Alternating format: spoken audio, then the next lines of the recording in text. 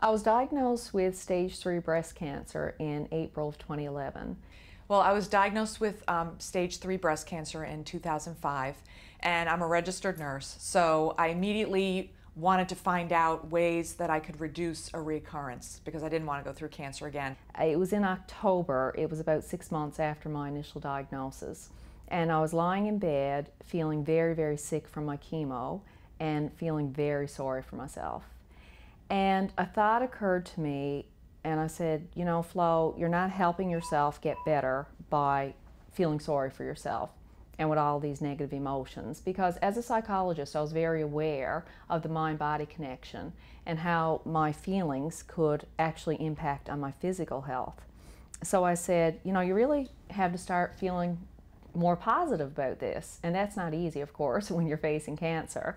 So I tried to find the good things, if you can believe it, about having cancer. You know, as I would discover these little nuggets of truth, I wanted to just, you know, hold them up and say, look, everybody, I found this, and here's something very simple that you can do.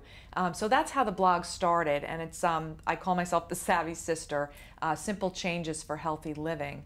And it's just a blog about how you can make very small, simple changes to reduce your risk of cancer and many other chronic illnesses as well. Since I was diagnosed, for an entire 6 months, not once did I have to wash the dishes because my sisters were always around, or my mom or my friends, and they'd always volunteer to wash the dishes. And I thought, you know, that made me smile. So if finding one perk of having cancer could bring a smile to my face, then I would find 100 perks of having cancer. So I issued myself that challenge, and just to make sure that I kept on track, I decided to blog the 100 perks of having cancer. I found myself going to Susan's blog a lot for the healthy living tips because I wanted to know how to survive cancer and how to reduce my risk of a reoccurrence.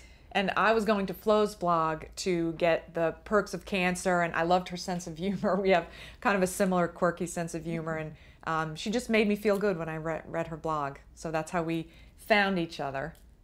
And then I think the natural progression was that we would get together and write this book. Yes, I remember when Flo first approached me, she emailed me and said, will you marry me?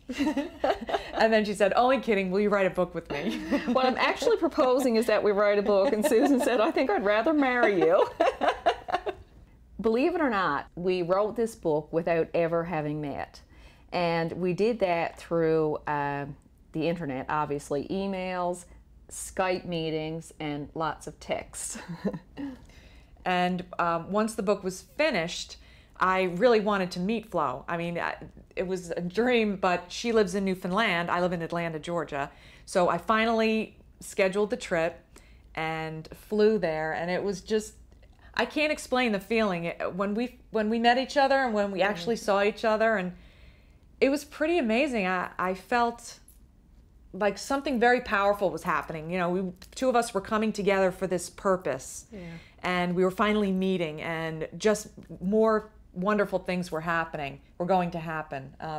I like to describe us as baking soda and vinegar. I don't know who, you want to be the vinegar? I'll be the, but baking soda and vinegar, you know, very boring apart, but when you put them together, you get this explosion, and I feel like that's what happens when we're together. I like to describe us as soul sisters, because when we met for the first time, it wasn't like I had this scared feeling of I'm going to meet somebody for the first time, I'm welcoming her into my home. It was like my sister is coming home. That's how it felt for me. And I think it's weird because we're very comfortable with each other. We know what each other's thinking. It's almost as if this is supposed to be this way, and we're supposed to write this book to help people. Absolutely. A lot of people, when they're diagnosed with cancer, they think it's a death sentence. And when I heard the word cancer, I thought, I'm going to die. That was my first thought.